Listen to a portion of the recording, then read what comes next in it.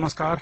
दिव्य योगासन की तरफ से मुंबई के निकट पीताम्बरा देवी यानी माता बगलामुखी मंदिर का निर्माण होने जा रहा है। आपसे सहयोग की अपेक्षा रखते हैं।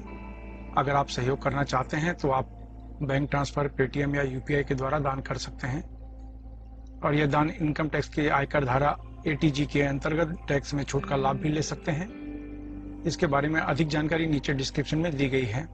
इसके अलावा मुंबई के निकट वज्रेश्वरी में 2 दिन का बगलामुखी साधना शिविर संपन्न होने जा रहा है। इसमें 1.25 लाख मंत्र से लेकर 5 लाख मंत्र का विशिष्ट अनुष्ठान होगा और यह जो अनुष्ठान है मुद्रा के साथ होगा, जिसकी वजह से अनुष्ठान की शक्ति और बढ़ जाती है। यह साधना उन लोगों के लिए बहुत ज़रूरी है जिनका संबंध सरकारी क्षेत्र से है, राजनीति से है, छुपे हुए शत्रु से परेशान है, कोर्ट कचहरी के चक्कर लगाना पड़ रहा हो। ऐसे लोगों को बगलामुखी साधना में अवश्य भाग लेना चाहिए।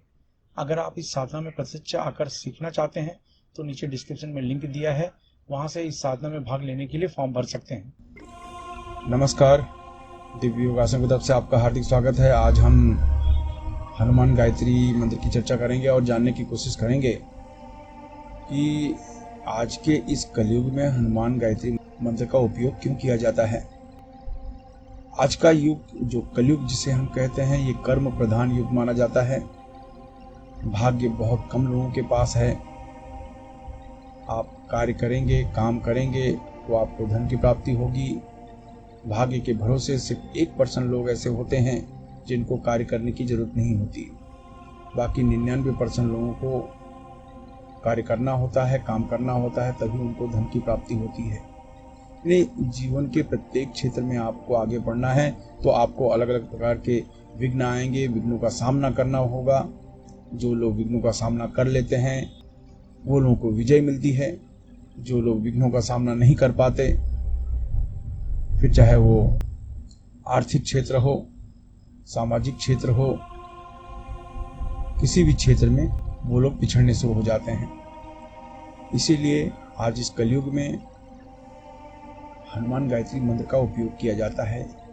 ये जो मंत्र है ये आपके शरीर में वाइब्रेशन, कंपन पैदा करता है और कंपन पैदा करने की वजह से शरीर के अंदरूनी भाग में ब्लड सर्कुलेशंस बढ़ने शुरू हो जाते हैं और इसकी वजह से आपके अंदर का जो डर, नकारात्मक ऊर्जा, हीन भावना, निराशा, ये जो चीज़ें होती हैं धीरे धीरे नष्ट होनी शुरू हो जाती है और उसकी जगह पर एक जबरदस्त आत्मविश्वास पैदा होना शुरू हो जाता है।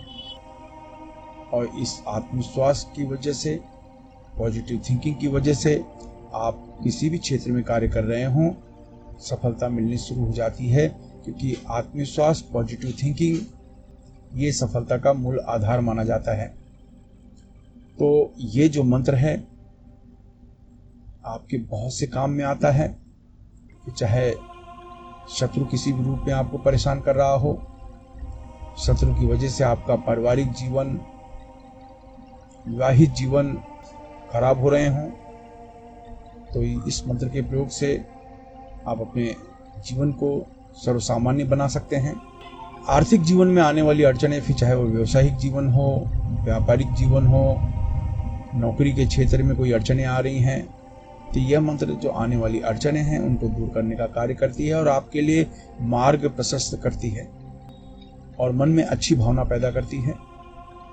पॉजिटिव विचार मन में पैदा होते हैं, मन पवित्र हो जाता है, मन के अंदर की जो गंदगी, खराब संस्कार ये निकलने शुरू हो जाते हैं।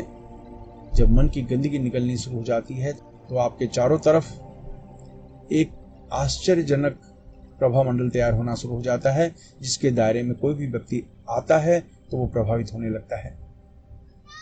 इसलिए इस मंत्र का उपयोग सामाजिक जीवन में प्रसिद्ध होने के लिए लोग करते हैं। तो आइए जानते हैं इस मंत्र का अभ्यास कैसे करें। किसी भी कलर के कपड़े पहन लें, लेकिन ब्लू और ब्लैक कपड़े नहीं होने चाहिए।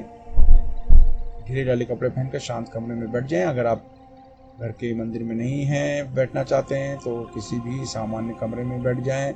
जमीन पर नहीं बैठना चाहते हैं तो किसी कुर्सी पर या सोफे पर लाल कपड़ा बिछा लें, उस पर बैठ जाएं। अपने सामने हनुमान की मूर्ति या फोटो रख लें और अपने दोनों आज्ञा चक्र पर ध्यान देते हुए अब मृग मुद्रा बना लें। मृग मुद्रा इस तरह की है, आप देख लीजिए, ये बीच की जो 2 उंगलियां हैं उसको अंगूठे से जोड़ लेते हैं। ये मृग मुद्रा है।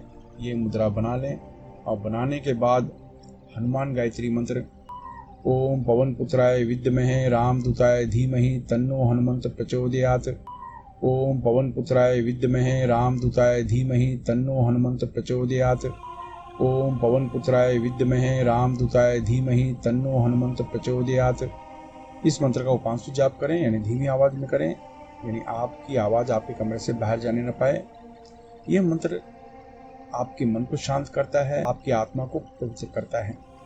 कहने का अर्थ यह है कि ये बहुत ही अचूक मंत्र माना जाता है और ये कहा जाता है शनि और भगवान हनुमान इस कलयुग में प्रत्यक्ष देवता माने जाते हैं, इसलिए इनकी साधना करने का फल बहुत तुरंत मिलना शुरू हो जाता है।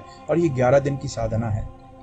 किसी भी मंगलवार से इस मंत्र का जाप किया जा सकता है और इस मंत्र में माता गायत्री का मंत्र इंक्लूड होने की वजह से ये मंत्र आपकी सात्विक भावना को बढ़ाता है, आपके अंदर के चिड़चिड़ापन, क्रोध, इन चीज़ों को नष्ट करता है और आपका जो व्यवहार है वो बदलना शुरू हो जाता है और इसकी वजह से सभी लोग आपसे प्रभावित रहते हैं। आइए जानते हैं इसके कुछ नियम। अपनी पूरी श्रद्धा बनाए रखें।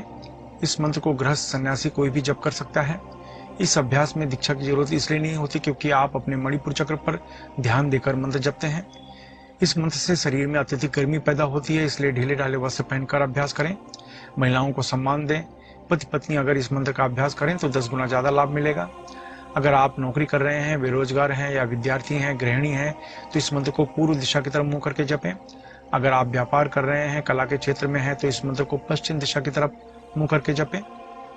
अगर आप लॉटरी, सट्टा, शेयर मार्केट से जुड़े हैं या बैंकिंग क्षेत्र, मेडिकल क्षेत्र, होटल के व्यवसाय के क्षेत्र में हैं, तो इस मंत्र को उत्तर दिशा की तरफ मुंह करके जपना चाहिए। अगर आप जमीन खरीदने बेचने का कार्य करते हैं, खेती का कार्य, लोहा, कोयला, चमड़ा तथा तेल के क्षेत्र में, या कोई ऐसा कार्य करते हैं या कोई ऐसा क्षेत्र जिसमें ब्रोकरेज या दलाली लेनी पड़ती हो या देनी पड़ती हो, तो इस मंत्र को दक्षिण दिशा की तरफ मुंह करके जपना चाहिए। इस मंत्र का जाप 18 वर्ष के ऊपर कोई भी स्त्री पुरुष कर सकता है। याद रखें, जब भी आप कोई अच्छे कार्य की शुरुआत करते हैं या संकल्प करते हैं, तुरंत कोई न कोई अड़चनें आनी शुरू हो जाती है, इसलिए प्रबल संकल्प के साथ अभ्यास करें। इस मंत्र का जाप सूर्यास्त के बाद करना चाहिए। धूम्रपान, मद्यपान, व्यसन, मांसाहार से बचें। ब्रह्मचर्य का सख्ती से पालन करें। मासिक धर्म की समस्या में महिलाएं 3 से 5 दिन का गैप करके फिर आगे कंटिन्यू कर सकती हैं। अभ्यास समाप्त होने के बाद अश्विनी या वज्रली मुद्रा अवश्य अपनाएं। यह मुद्रा आपको ब्रह्मचर्य का पालन करने में मदद करती है। अश्विनी या वज्रली मुद्रा क्या है यह जानने के लिए नीचे डिस्क्रिप्शन में लिंक दिया है, वहां से जानकारी आप प्राप्त कर सकते हैं। आशा है आप अपने जीवन में हमेशा खुश रहेंगे। धन्यवाद।